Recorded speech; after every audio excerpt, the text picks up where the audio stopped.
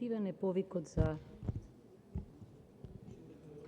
политички консенсус, за национални прашања и јас ќе се држам до него, секогаш.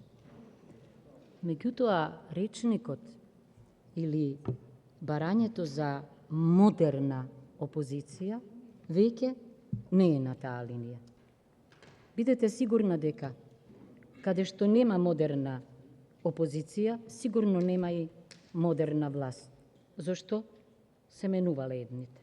Точно е дека овој парламент беше политичка арена во која другиот се третираше како непријател, се сатанизираше. И јас исто така би сакала околу клучните нешта да се договараме. Речникот прогресивни сили, регресивни сили, морам да ви кажам, е комунистички реликт. Ке го најдете во културната револуција, ке го најдете кај црвените кмери, ке го најдете во Куба и така натаму, и мислам дека не е добра таа терминологија.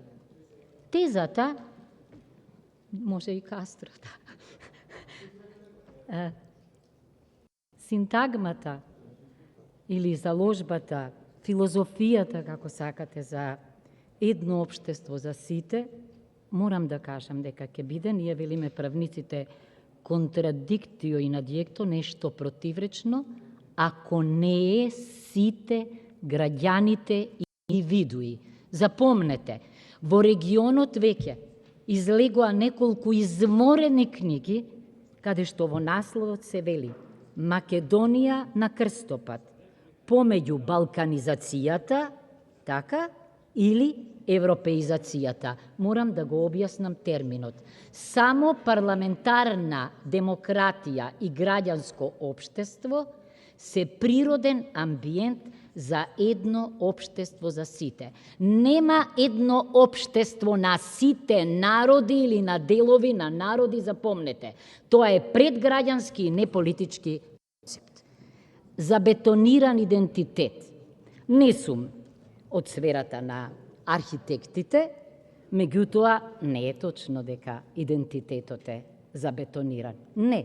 И од армиран бетон да беше, кога проблематизирате или кога се проблематизира име, јазик, историја, културен идентитет, проблеми ќе имаме со идентитетот.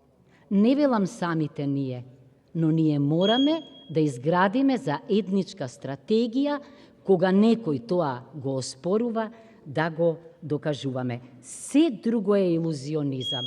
А ова будното око на собранието, не знам, со широко затворени очи денеска работите, изгледа, како кај Кјубрик.